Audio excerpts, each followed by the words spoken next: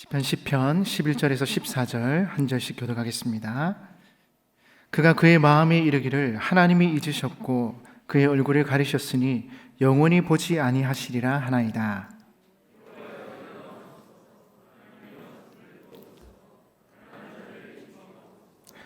어찌하여 악인이 하나님을 멸시하여 그의 마음에 이르기를 주는 감찰하지 아니하리라 하나이까. 주께서는 보셨나이다. 주는 재앙과 원한을 감찰하시고 주의 손으로 갚으려 하시오니 외로운 자가 주를 의지하나이다. 주는 벌써부터 고아를 도우시는 이시니이다. 아멘. 오늘 시편 전체를 다 읽어야 하는데 시간 관계상 지난주 구 목사님 짧게 하셨는데 저는 짧게 안 하려고 합니다. 자, 그래서 18절까지인데 4절만 대표로 읽었습니다.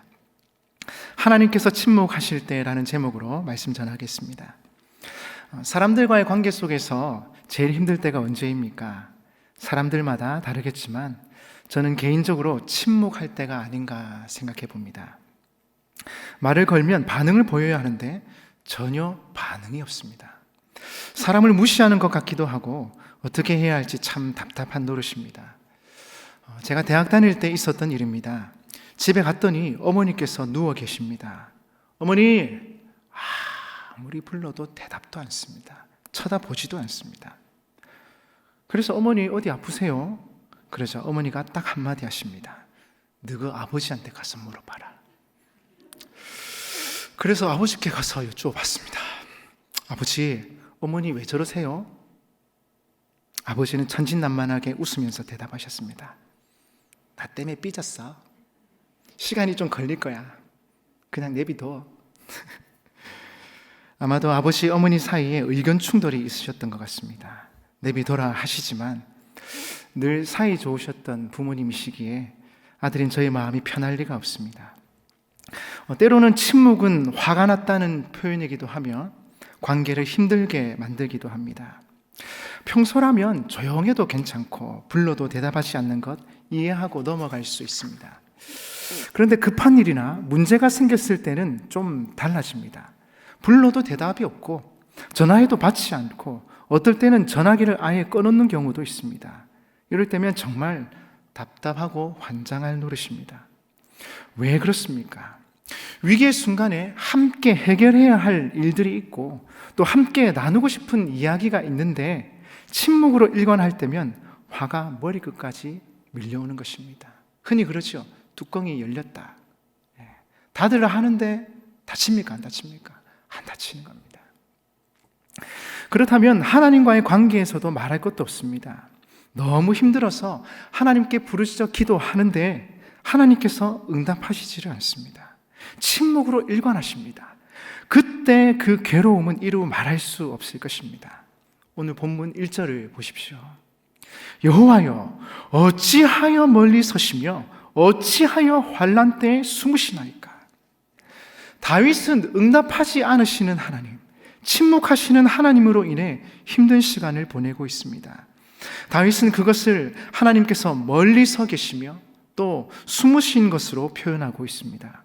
게다가 원수들이 둘러서서 공격하는데 하나님을 조롱합니다. 그럼에도 불구하고 하나님께서는 아무 반응이 없으십니다. 4절을 보십시오.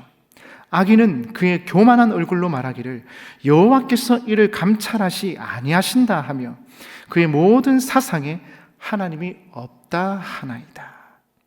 하나님이 감찰하시지 않는다. 아니, 하나님이 없다고 악인들이 조롱합니다. 그런데도 하나님께서 여전히 반응이 없으십니다. 답답한 노릇입니다. 분명히 하나님 살아계시고 역사하시는 분이신데 침묵하실 그때에는 답답해지는 겁니다. 하나님이 내 기도에 응답하지 않으시는 걸 보니 하나님이 나를 잊으셨나? 하나님이 나를 돌아보지 않으시나? 그럼 이제 나는 혼자인가? 아무리 기도하고 발버둥 쳐도 해결되지 않을 때 우리는 이런 생각을 하곤 합니다. 세상 가운데 던져진 고독자, 단독자의 모습으로 서게 되며 외로움, 허무함을 느끼게 됩니다. 그러나 이것이 우리의 착각이라는 것 여러분도 경험으로 다 아실 겁니다. 하나님은 분명히 우리를 사랑하시며 우리를 위한 놀라운 계획을 가지고 계십니다. 우리의 문제와 상황에 반응하고 계시는데 우리가 그것을 깨닫지 못하고 있을 뿐입니다. 그렇다면 우리가 왜 이런 착각을 하게 되는 것입니까? 그 이유는 크게 두 가지로 생각해 볼 수 있습니다. 첫째는 우리가 생각하는 것보다 하나님께서 더 천천히 일하시기에 우리가 못 느낄 뿐입니다. 우리는 당장 응답해 달라고 하는데 하나님의 때가 아직 이르지 않았기 때문입니다. 여러분, 모든 생명 현상이 눈에 확 띈다기보다는 서서히 일어나는 경우가 많습니다. 저희 집의 아이들도 정말 귀여웠는데 어느 순간 자고 일어나 보니 다 커버렸더라고요. 다 커버렸습니다. 이제 둘째가 그나마 희망인데 내년쯤 되면 징그러울 것 같습니다. 조금씩 계속 자라더라는 거죠. 그런데 변화가 없는 게 아니라 너무 서서히 일어나기에 우리가 못 느끼는 것 뿐입니다. 땅에 씨를 심었을 때 식물이 땅을 뚫고 나오다가 갑자기 땅이 흔들리는 겁니다. 땅이 흔들리면서 쿵쾅 쿵쾅, 이게 무슨 소리죠? 식물이 뿌리 내리는 소리입니다. 우르릉쾅, 이게 무슨 소리죠? 했더니 줄기가 나오는 소리라고 합니다. 모든 식물이 이런 식으로 자란다면 우리는 시끄럽고 힘들어서 잠도 못 자고 생활하기도 정말 힘들어질 것입니다. 그런데 감사하게도 뿌리를 내릴 때도 줄기가 나올 때도 키가 자랄 때도 조용히 나오고 조용히 자랍니다. 또한 조용히 열매 맺고 생명 현상 모두가 조용히 이루어지더라는 것입니다. 우리 하나님께서도 잠잠히 그러나 계속 일하고 계시는데 우리는 당장 눈에 보이지 않는다고 하여 또는 조용하다고 하여 하나님은 나를 버렸어, 하나님은 기도해도 응답하시지 않아, 그렇게 얘기하는 것입니다. 그러나 기억하십시오. 하나님께서는 지금도 우리를 위해 조용히 그러나 천천히 일하고 계십니다. 아멘이십니까? 아멘입니다. 하나님이 살아계시고 역사하시기에 우리 눈에 바로 보이진 않지만 가장 좋은 때에 가장 좋은 방법으로 응답해 주시는 좋으신 하나님이십니다. 하나님은 일하시는데 우리가 왜 그것을 깨닫지 못할까요? 두 번째 이유는 하나님께서 보이지 않는 곳에서도 일하시기 때문에 그렇습니다. 요셉의 삶을 보십시오. 주어진 상황에서 늘 최선을 다했지만 자꾸 좋지 않은 일들이 펼쳐집니다. 요셉의 입장에서 본다면 하나님께서는 아무것도 안 해주시고 침묵으로 일관하시는 것 같습니다. 그러나 우리가 알다시피 요셉이 보디발의 집에 노예로 있을 때, 또 감옥에 있을 때 하나님께서 분명히 일하셨습니다. 환경을 통해서 일하셨고 사람들의 마음을 움직이셔서 일하셨으며 이미 하나님께서 왕성하게 일하고 계셨습니다. 여러분, 하나님께서는 지금도 일하고 계십니다. 내가 모르는 곳에서, 내가 안 보는 곳에서, 또 하나님께서는 내가 생각하는 것보다 천천히 그러나 확실하게 일하고 계십니다. 이것이 침묵의 의미입니다. 그러므로 이 세상을 살아가면서 우리는 어떻게 살아가야 하겠습니까? 하나님께서 침묵하는 것처럼 보일 그때에 우리는 어떻게 대처하고 또 어떠한 태도를 취해야 하겠습니까? 오늘 본문의 말씀을 통해 깨닫고 도전받는 시간이 되었으면 좋겠습니다. 첫째로, 문제가 해결되지 않고 하나님께서 침묵하시는 것처럼 느껴질 때 사실은 그 시간이 관계 회복의 시간이라는 것입니다. 즉, 문제를 해결하기에 급급하기보다 하나님과의 관계를 회복하기에 앞장서야 한다는 것입니다. 문제가 생겼습니다. 하나님께서는 이 문제를 통해서 내가 너와 대화하고 싶단다, 내가 너를 더 깊이 만나고 싶구나, 기도하라는 신호입니다. 그런 의미에서 따라하겠습니다. 문제가 생겼다면 기도하라는 신호입니다. 더 하나님을 의지하라는 신호입니다. 그렇습니다. 답답한 일이 생겼습니까? 어려운 일이 생겼습니까? 건강에 적신호가 왔습니까? 기도하라는 신호입니다. 내가 너와 대화하고 싶다. 내가 너를 만나고 싶다. 하나님의 사인이라는 것이죠. 우리는 고난을 만나게 되면 고난에서 벗어나는 것에만 집중합니다. 하나님, 이 문제만 해결되면 제가 뭐든 잘할 수 있을 것 같습니다. 이번 한 번만 도와주십시오. 살려주십시오. 그러나 하나님의 관심은 더 큰 것에 있습니다. 전능하신 하나님께서 해결하지 못할 문제가 어디 있겠습니까? 어떤 문제라도 말씀 한마디면 바로 해결하실 수 있습니다. 신약의 많은 기적들, 예수님께서 말씀 한마디 하시면 죽은 사람까지 살아났습니다.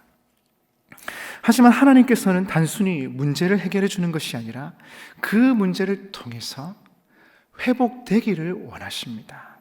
우리가 하나님을 전적으로 믿고 따라오기를 원하시고 우리와 친밀한 관계를 다시 회복하기를 원하십니다. 하나님께서는 관계의 회복을 원하시는 것입니다. 지금 시편의 고백을 보십시오. 쉽게 해결되지 않는 모습을 통해서 하나님께서 원하시는 것이 무엇이었습니까? 나를 더 믿고 따라올 수 있겠니? 나와 좀 더 많은 대화를 나눌 수는 없겠니? 나에게 더 많은 것을 내어놓을 수 없겠니? 이제 숨기지 말고 다 털어놓을 수 없겠니? 그 문제 가운데 이런 하나님의 깊은 뜻을 볼 수 있어야 합니다. 간혹 우리 힘으로 해결할 수 없는 문제 앞에 새벽 기도하고 때로는 철야 기도하며 하나님 앞에 나아가 기도합니다. 하나님 앞에 문제를 가지고 나아가지만 하나님이 원하시는 건 무엇입니까? 바로 우리와의 관계가 더 깊어지고 회복되길 원하시는 것입니다. 우리 삶에 있어서 많은 문제들이 있지 않습니까? 그 문제를 통해서 하나님이 원하시는 것은 궁극적으로 우리와의 관계가 회복되고 더 깊어지는 것입니다. 제 친구 어머니의 고백입니다. 20년 전만 해도 그 집은 잘 나가는 집이었습니다. 그래서 가난한 집과는 왕래도 꺼려하던 소위 잘 나가는 집안이었습니다. 그런데 그때 그 당시 남편의 사업이 부도가 나면서 집이 완전 망하고 말았습니다. 그때 의지할 것 없던 그 어머니께서 너무 힘들고 어려우니까 어디를 찾아가겠습니까? 교회를 찾아왔습니다. 기도했습니다. 그렇게 기도하는 가운데 하나님께서 그분을 만나주셨고 그분의 마음을 만져주셨습니다. 좀처럼 경제적인 회복은 이루어지지 않았지만 그 문제를 통해 하나님과의 막혔던 관계가 회복되었고 상류, 중류, 하류 인생으로 구분하던 자신의 교만이 깨어지며 다른 이들을 이해하고 품으려는 노력들을 하게 되었습니다. 부도라는 문제를 통해 하나님과의 관계가 회복되었고 또한 사람들과의 막혔던 관계도 회복되었던 것입니다. 남들은 쉽게 대학을 가고 취직도 하고 결혼도 하는 것 같은데 나는 이상하게 하나도 쉽게 되지를 않습니다. 그런데 그것도 복이라는 생각이 듭니다. 힘들게 대학 들어갔지만 그 대신 그 사람에게는 대학으로 가게 된 스토리가 있습니다. 나는 대학 들어갈 때 하나님의 이런 인도하심과 역사하심이 있었다. 이런 간증이 있습니다. 그래서 그런지 재수생들이 이런 얘기하는 걸 들은 적이 있습니다. 재수 안 해본 사람들은 인생에 대해서 논하지 마라. 그래서 제가 인생을 논하지 않습니다.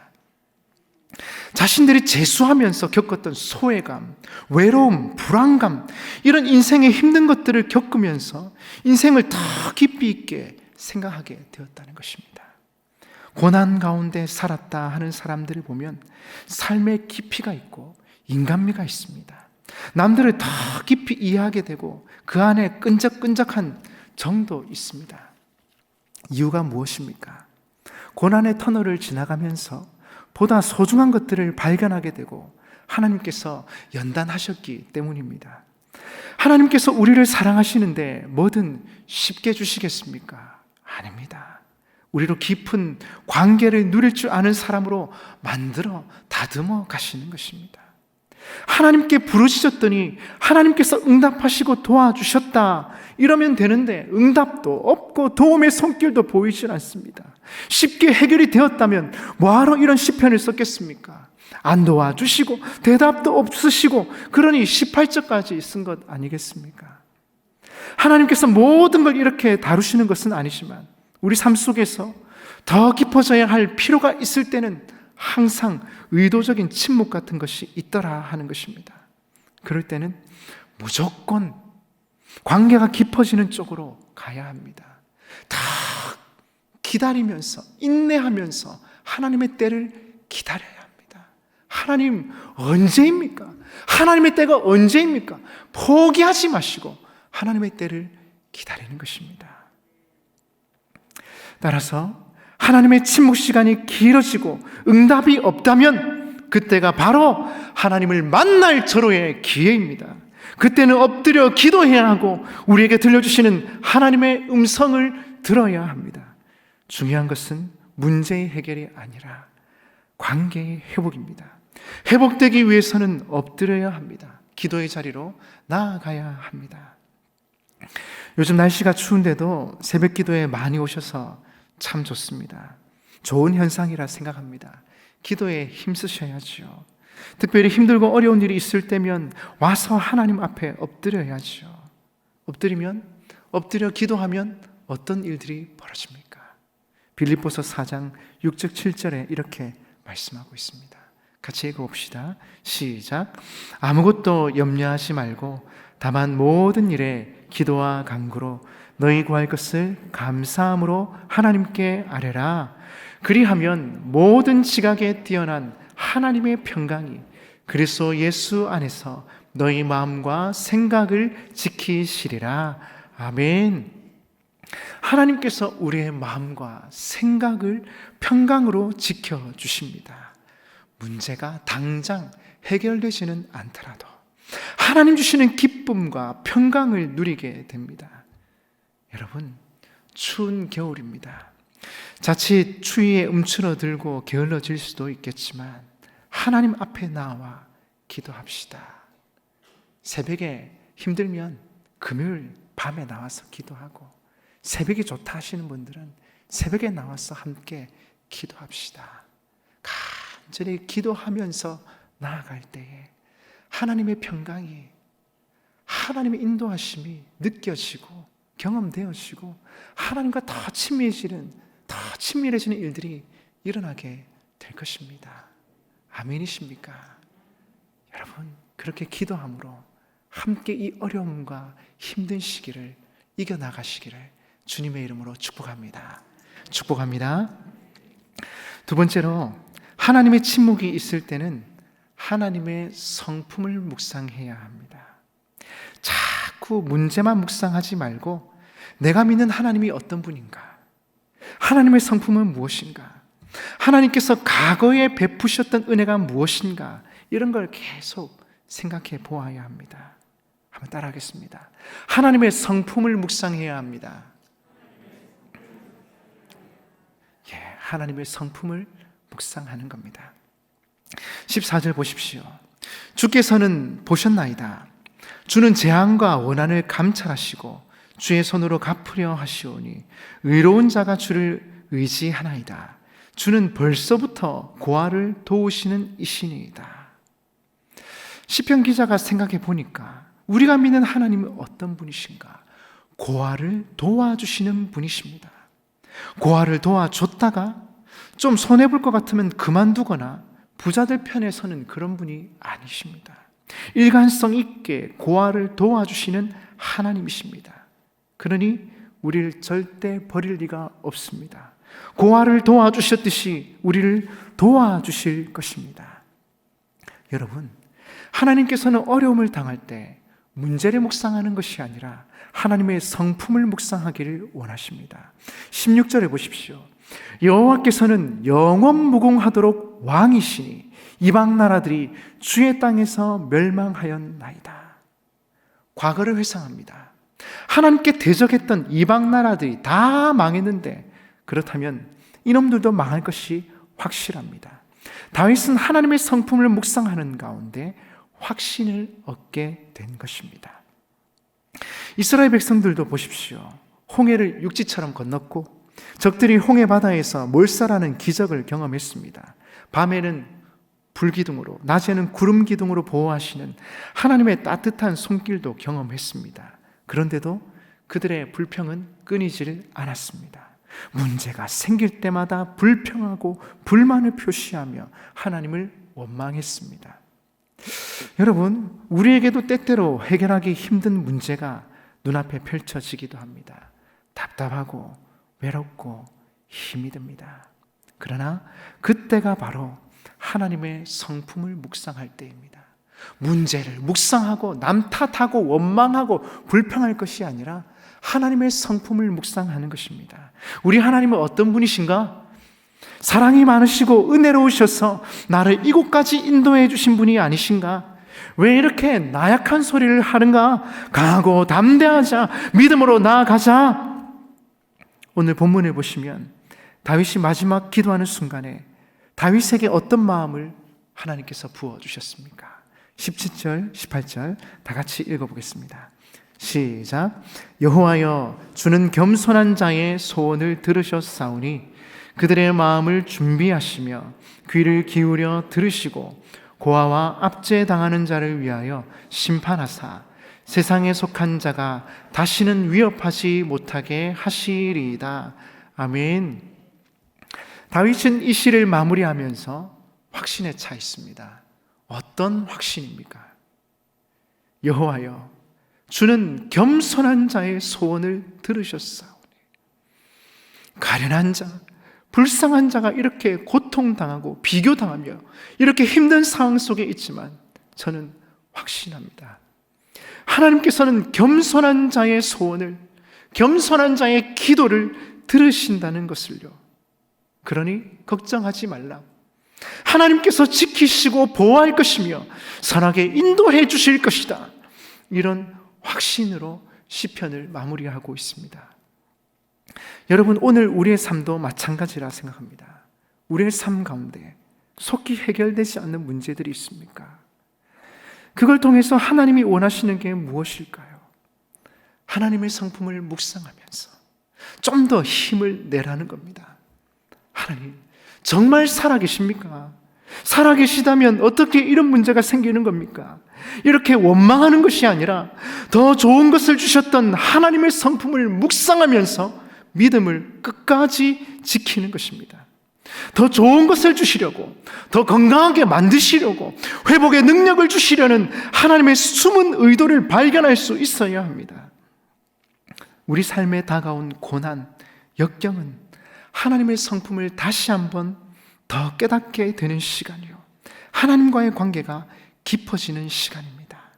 따라서 어떤 고난과 난관과 원수의 위협이 있다 하더라도 낭망하지 마시고 이것을 통해 하나님의 성품을 묵상하면서 이겨내시기 바랍니다. 말씀을 맺겠습니다. 우리는 쉽게 풀리지 않는 문제를 만나게 되면 답답해하거나 힘들어합니다. 왜 하나님께서 응답해 주시지 않는가? 왜 이렇게 잠잠하신가? 코로나 기간을 겪으면서도 그렇지 않았습니까? 당장 해결해 주실 것 같았는데 잘 해결이 되질 않습니다. 직장의 문제, 결혼의 문제 쉽게 풀리지 않습니다. 왜 이렇게 하나님 응답을 해주지 않습니까? 답답합니다. 그러나 계속되는 하나님의 침묵 속에서도 우리가 기억해야 할 것은 하나님께서는 우리를 위해 조용히 일하고 계시고 때로는 보이지 않는 곳에서도 일하고 계시다는 사실입니다. 따라서 우리는 문제를 해결하는 데 집중하기보다 하나님과의 관계에 초점을 맞추고 하나님을 더 깊이 만나는 시간이 되도록 기도의 자리로, 말씀의 자리로 나아가야 합니다. 또한 이런 데일수록 우리가 받았던 하나님의 은혜를 생각하면서 하나님의 성품을 깊이 묵상해야 합니다. 힘들어도 예수님 때문에 기쁘고, 힘들어도 예수 그리스도 때문에 행복하고, 힘들어도 예수 그리스도 때문에 감사합니다. 고 유석경 전도사님이 남기신 말입니다. 선교 사역으로 헌신하다가 직장암 말기 진단을 받게 되었습니다. 수술을 해도 1년밖에 살 수 없다 했습니다. 그래서 수술, 항암, 방사선을 하며 시간을 보내기보다 남은 시간에 단 한 명의 영혼에게 복음을 전하며 살겠다 결심했습니다. 그래서 항암 치료를 포기하고 끝까지 복음을 전하다가 세상을 떠나셨습니다. 극심한 통증에도 요청이 오는 것마다 전국의 크고 작은 교회와 단체에서 복음을 전했습니다. 하지만 주님의 은혜와 성령의 능력으로 의사의 말과는 달리 3년 동안 생존하며 기쁨과 소망이 넘치는 삶을 살았습니다. 2016년 3월 1일 집으로 돌아온 성도들에게 마지막으로 메시지를 전했습니다. 고난 중에 기뻐하십시오. 고난 중에도 기뻐하십시오. 그 메시지를 전하고는 영원한 아버지 품에 안기셨습니다. 이 전도사님이 남긴 유명한 말이 있습니다. 나는 단 한 번도 하나님을 원망하지 않았습니다. 내가 왜 암에 걸렸는지 묻지도 않았습니다. 저는 하나님을 이해하려고 하지 않습니다. 그저 주님을 신뢰합니다. 그저 주님을 신뢰합니다. 정말 젊은 나이에 하나님을 원망할 수밖에 없는 상황이었지만 그녀는 이렇게 고백했습니다. 하나님을 신뢰하기에 저는 원망하지 않습니다. 불평하지 않습니다. 하나님의 뜻이 있기에 모든 것을 합력하여 선을 이루실 그 하나님이 계시기에 저는 그저 그분을 따라갑니다. 여러분, 이렇게 힘들고 어려울 때에 하나님께 기도하며 또 하나님의 성품을 묵상하면서 이렇게 고난의 시기를 이겨냈습니다. 여러분, 남들에게 말할 수 없는 그런 문제, 고난, 시련이 있습니까? 엎드려 기도합시다. 하나님의 성품을 묵상합시다.